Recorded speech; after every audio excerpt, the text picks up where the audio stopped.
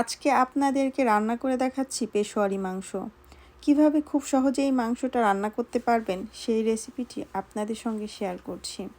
মাংস রান্না করার জন্য হাড় চর্বি সহ এখানে 1 কেজি গরুর মাংস নিয়েছি। যেহেতু এই মাংসের ভিতরে কোনো রকম তেল ব্যবহার করা হয় না, গরুর মাংসের ভিতরে যেই তেলটা থাকে এই তেলেই এই মাংসটা রান্না হবে। মাংসটাকে আমি একটা প্রেসার কুকারের ভিতরে নিয়ে নিচ্ছি। প্রথমে মাংসের ভিতরে দিয়ে দিচ্ছি স্লাইস করা কিছু আদা,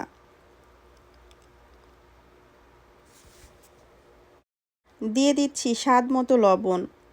এখন দিয়ে দিচ্ছি 3টা পেঁয়াজ, দিয়ে দিচ্ছি 3টা আলু, দিয়ে দিচ্ছি 3টা রসুন, দিয়ে দিচ্ছি 3 টুকরো গাজর, দিয়ে দিচ্ছি 4টা কাঁচামরিচ, দিয়ে দিচ্ছি 1টা টমেটো।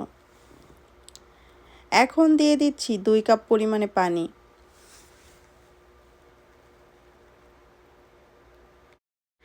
এখন প্রেসার কুকারের ঢাকনাটা লাগিয়ে দিচ্ছি। প্রেসার কুকারে যখন বাসি দেবে ঘড়ি ধরে 10 মিনিট এটাকে রান্না করব।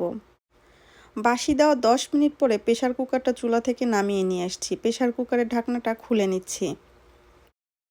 একেবারে মশলা ছাড়া এই মাংসটা খেতে কি যে মজা! আদার রস, রসুনের রস, পেঁয়াজের রসটা শুধু মাংসের ভিতরে গিয়েছে। ঝোলটা অনেক পাতলা। এই মাংস দিয়ে রুটি খেতে অনেক বেশি ভালো লাগে, ভাতের সাথে খুব বেশি একটা ভালো লাগে না। মাংসটা চেক করে দেখছি মাংসটা পুরোপুরি সিদ্ধ হয়ে গিয়েছে। মাংসটাকে একটা প্লেটের ভিতরে ঢেলে নিলাম।